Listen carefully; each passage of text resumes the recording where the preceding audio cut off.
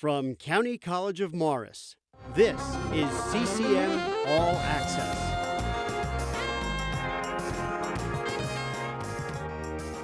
Hello, and welcome to CCM All Access, the show that brings you news and information from the County College of Morris. I'm Jack Riggin, and our guest today is Dr. Melanie Mitrano, who teaches in the music department here at CCM. Thank you for joining us today, Melanie. Thanks for having me. So, could you tell us a little bit more about what kind of the courses you teach here at CCM?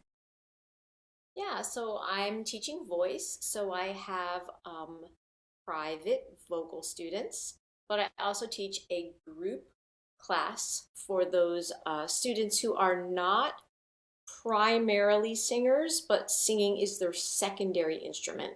So it's a group class. Okay, so it's kind of a secondary importance, like they have their primary instrument. Now, do you teach any classes that do primary voice, or does that course exist, I guess? Yes, we do. We have primary applied voice, and those would be the private lessons. So I have a group of students who are primarily singers, and they are individual lessons, and then I have the class, this is their secondary instrument. I see. So if you're secondary voice, you kind of get more of a group setting, with the same education. But if it's your primary focus, you get, that one-on-one time with the professor. You get a lot more in tune with your voice. Absolutely. Mm-hmm. And so you yourself, you're a doctor. Now, where did you receive your doctorate from? Did you study at a university, a college? Yeah, so for my undergraduate, I went to the Eastman School of Music, which is a part of the University of Rochester. And then for my master's and my doctoral degree, I went to the New England Conservatory in Boston. Wow, okay. And that's very, very prominent music school, I know. And so how did that kind of translate into the curriculum you wanted to teach here at CCM? Was it really Well, just voice, or yeah, go ahead. Yeah, the reason why I went up to get the doctoral degree was because I knew I wanted to teach at the college level. So I made that choice early on that I didn't want to teach K through 8 or high school. Mm-hmm. I really wanted to be with college level students. So that's the route I went, and I've been happy that I've been able to do that. That's awesome. And so with your focus on voice, what does kind of goes into the coursework of learning voice, whether it be secondary voice or perhaps maybe even primary voice? Right. So, of course, I approach it a little bit differently in that those students who, use their voice as their primary instrument, they're very comfortable and for the most part, they're confident and this is their comfort zone. So, we can definitely do things that are a lot more advanced, and I can have them singing in lots of different languages and styles.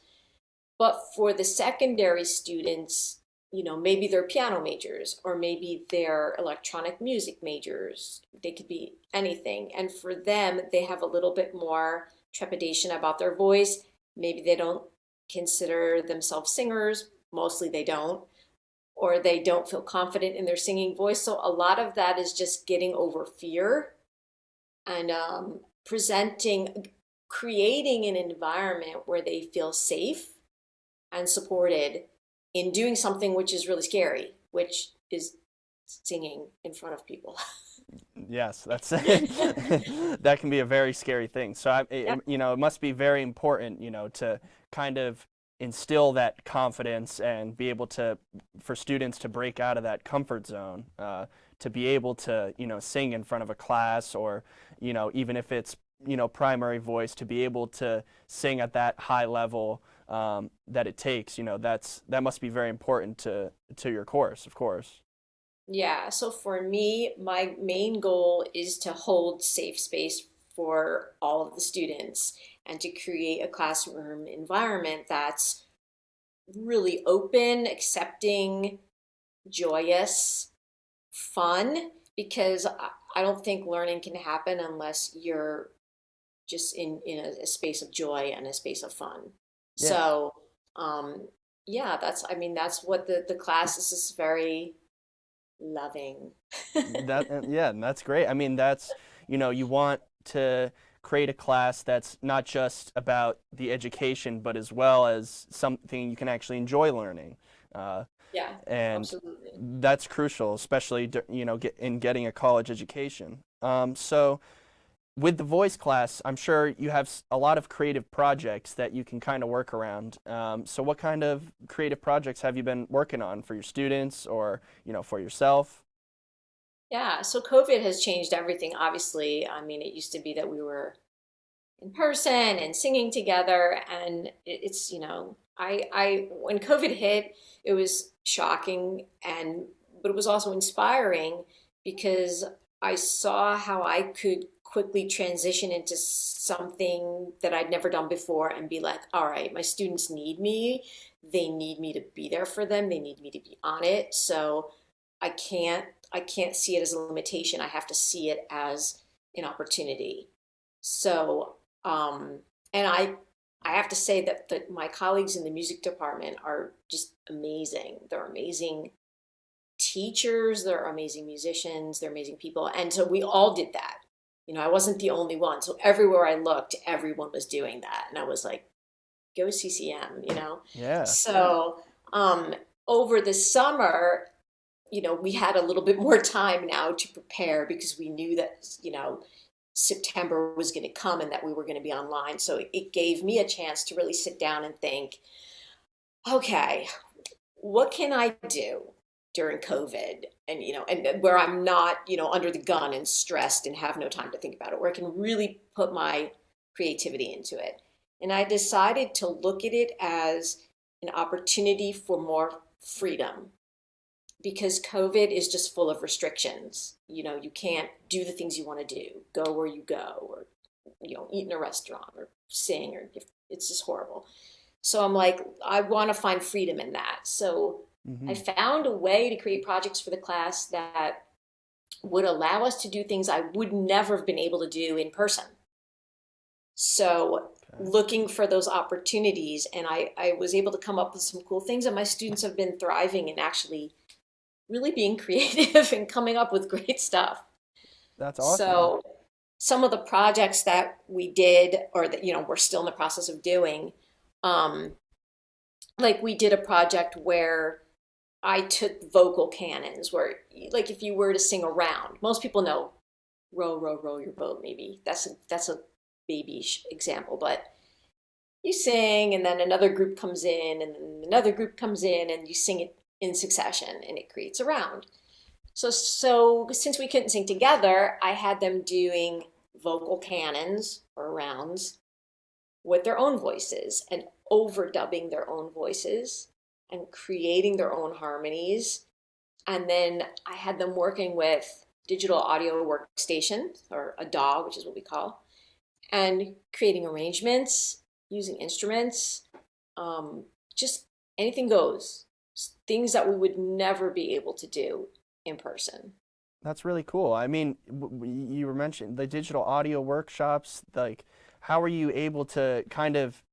It seems you were able to really find, as you mentioned, that that academic freedom for these students to kind of give them an opportunity to excel. I mean, like, what kind of have you faced any challenges with that? I mean, of course you must have, but how are you able to kind of work around all these restrictions that have been put in place to give these students that create the opportunity for creativity to strive? Well, one of the things that was important to me was to not require the students to have to spend an extra penny doing this. I didn't want it to be expensive. So they didn't need to buy a textbook this, semester. They didn't, Oh yeah. they didn't need to, I didn't want them to have to buy any equipment or anything. So there is an online free DAW, which is called BandLab. A lot of people are familiar with BandLab. So you can just go quick with your email, create an account, and you're up and running and you're making music from your house and it's free. So I have them using that. Some of the students at CCM have their own DAWs, which they use because that's what they do. And Hmm. so then I said to them, you can use that. There are people that use Logic or GarageBand or Ableton or Pro Tools. There's lots of different ones to choose from. So some of the students already had those. Some of the students made use of BandLab and were still using them. So I just found ways to, but that was number one, primary thing was nobody's going to spend anything. I've just, we've had enough. Yeah. And, that helps students out so much. I mean, really, yeah, like you said, it gives them the opportunity to be so creative. And, a part of what goes into singing with voice is obviously, as most people know, the vocal warm-ups, they see in High School Musical, the Sharpay, the like, but why do you think that, a part of that's a part of teaching in voice? What were some examples, how were you able to teach that, not being able to kind of give them that in-person learning that they may have been more accustomed to? Yeah, that one's one of the challenging ones where I do feel a little bit sad that I can't be in person because usually we're warming up together. I'm hearing and seeing everybody.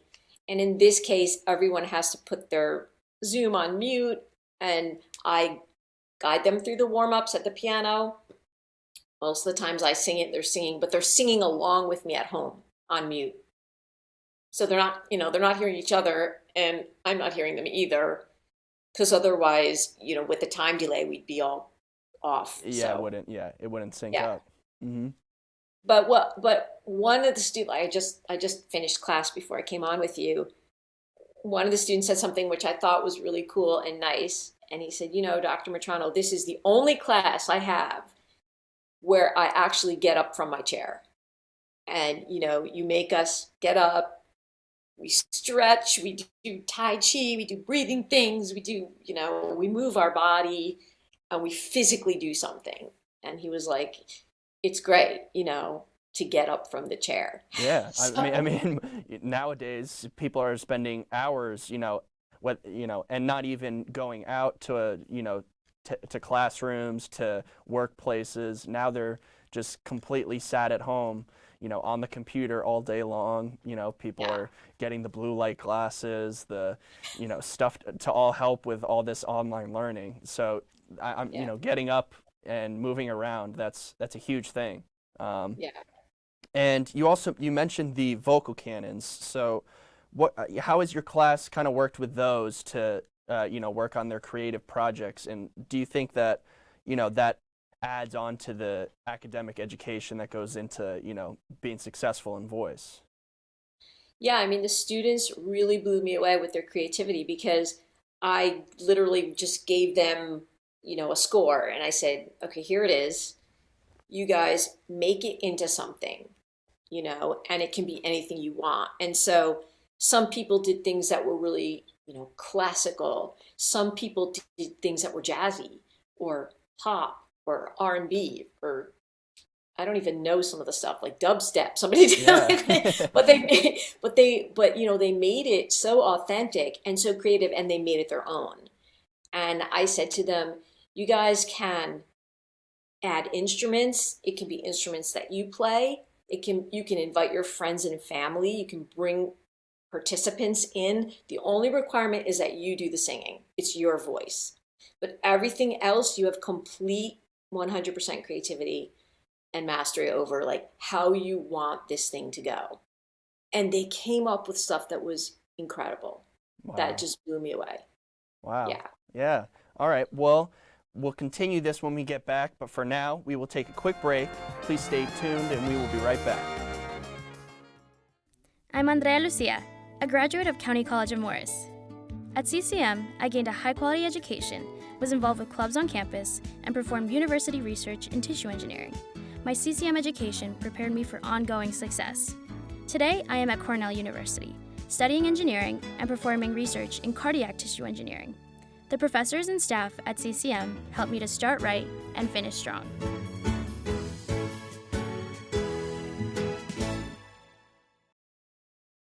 And we are back on CCM All Access. I'm Jack Riggin, and we are still chatting with Dr. Melanie Mitrano.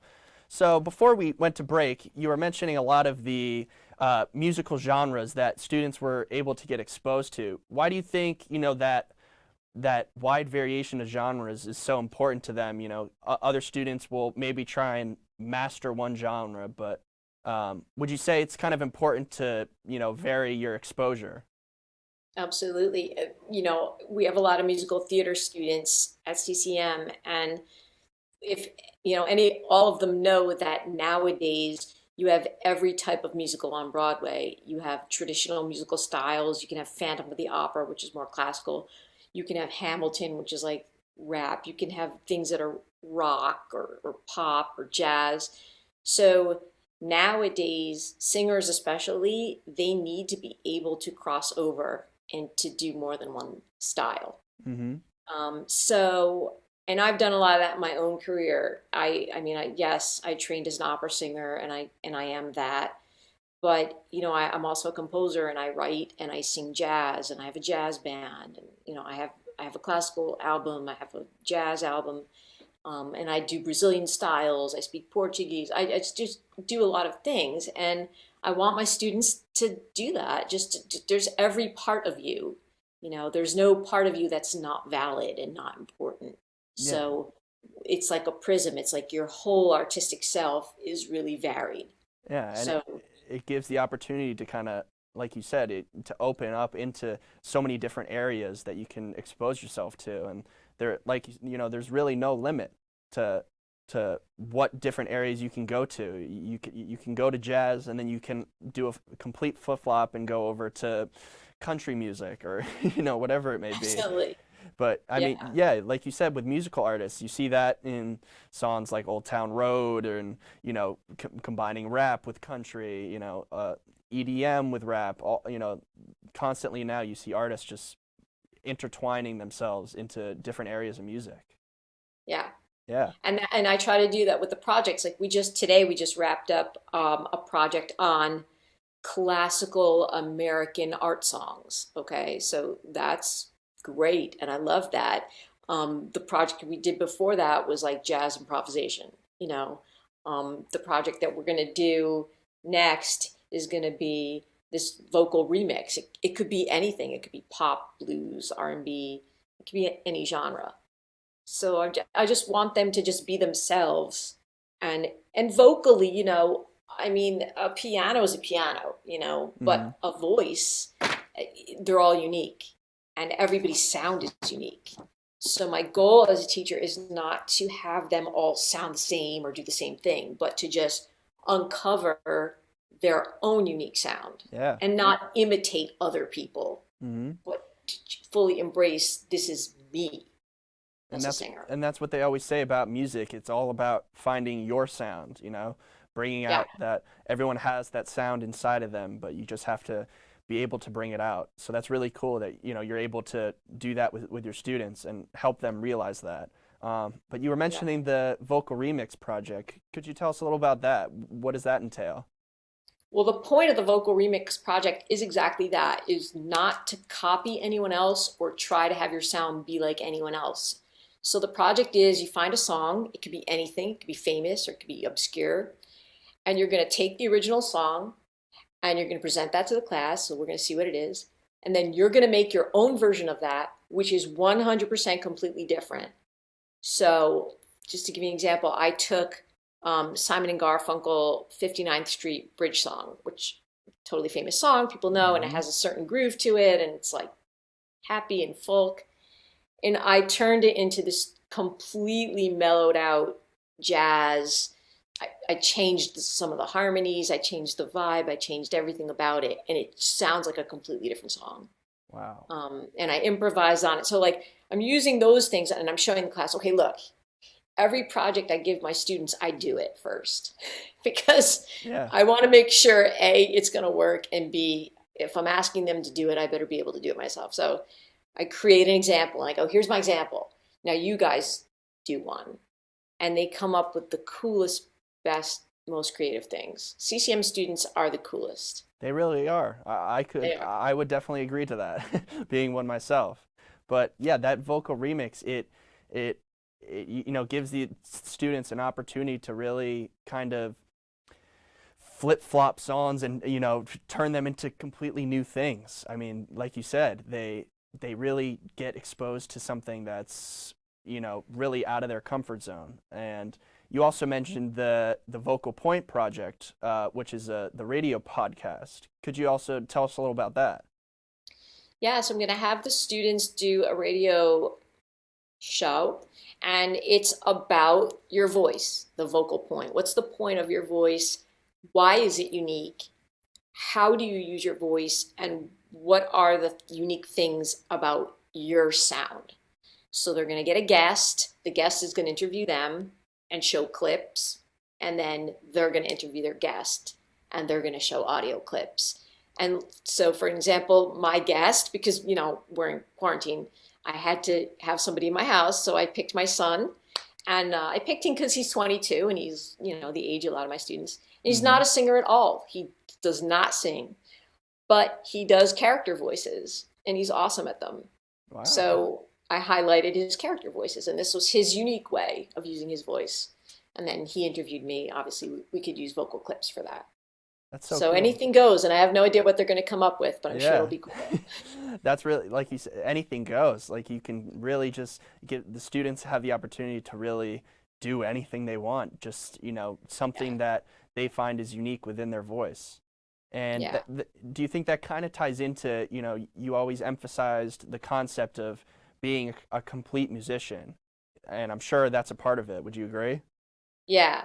This is something I talk about in my class all the time, and most of them have never heard this term, but I'm sort of obsessed with the idea of a complete musician. So the definition of a complete musician is someone that not only do you play one instrument, but you play like two or three, or, not only do you execute music, but maybe you write it, you compose it, or maybe you arrange it, or maybe you conduct, or maybe you do audio stuff, like, you have some type of skill beyond just one thing. Mm-hmm.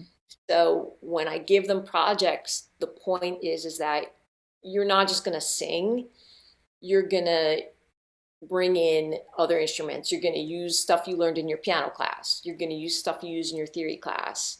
You're going to use stuff you learn in your music technology classes, because, our department is, has music technology in it. It's part of our life. So you're not just going to come in and be like, this is a singing class, all I do is sing. It's a part of what you're going to do, but I'm going to make you use everything, because you're a complete person, right? Complete human. You're a complete artist. So I want you to be a complete musician. Yeah. And a lot of them, they're just like, I don't know how to do anything. I'm like, we figure it out. I guide them through it, and they're surprised at what they can do.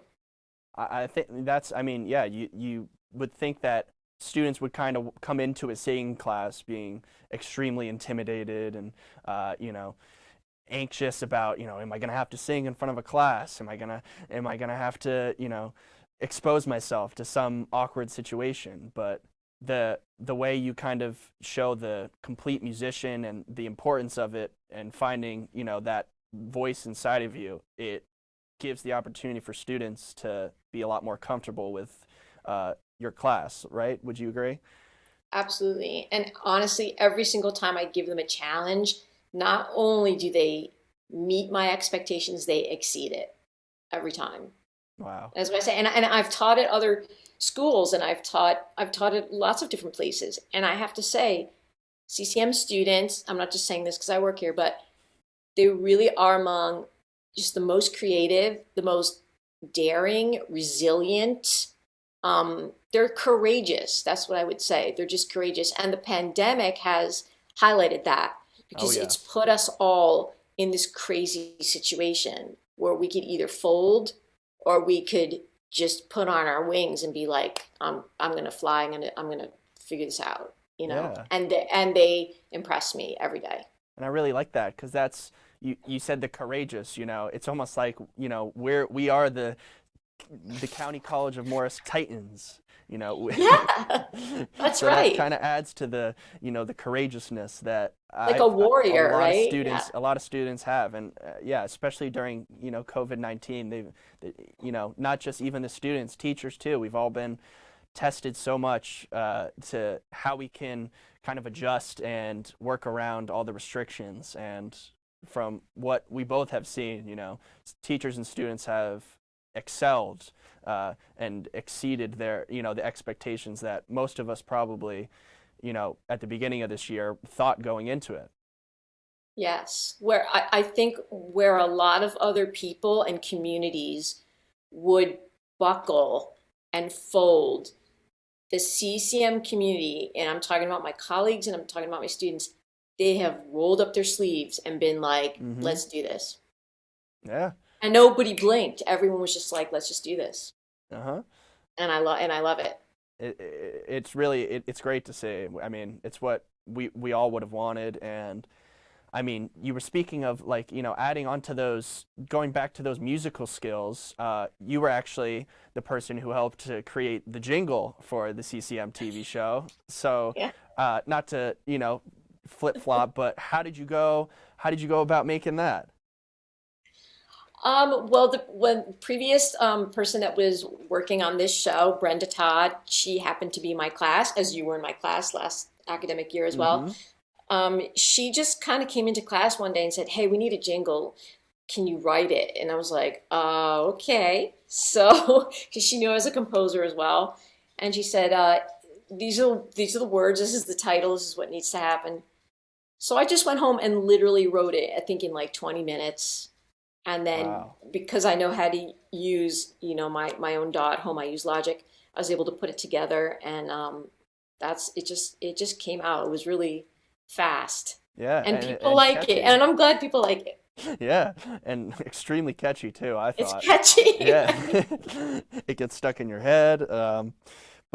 And then, as we kind of continue through these restrictions, I'm sure that your teachings and voice will continue to vary, as will, the teachings of all the other students in all the other areas at CCM.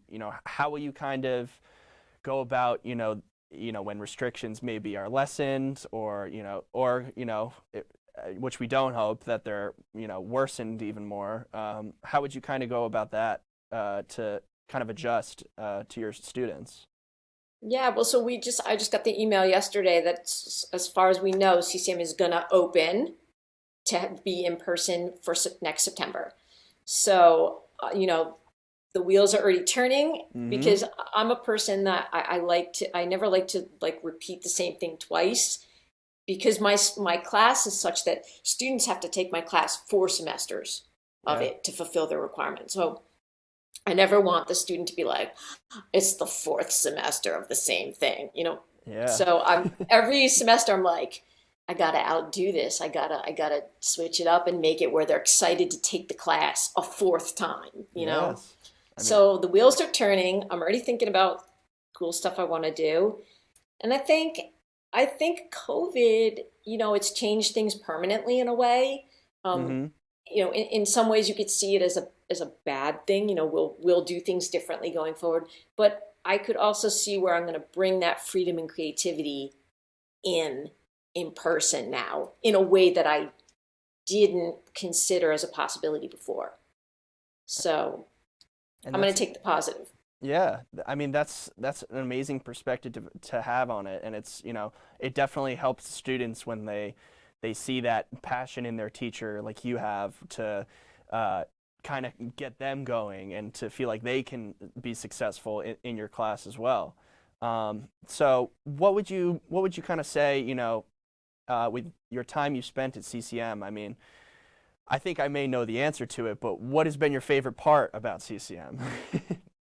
Yeah, my favorite part is just seeing people just blossom, and it's like they come in like little seeds, and they're closed, and they're shy, or they're in their shell, and then I just water them and give them a little sun, and they just start to blossom and grow out and spread out. So that's why everyone teaches. There's no everyone who's called to this vocation, this is what we live for. This concludes another edition of CCM All Access. From all of us on the crew, we wish you good health and thank you for watching.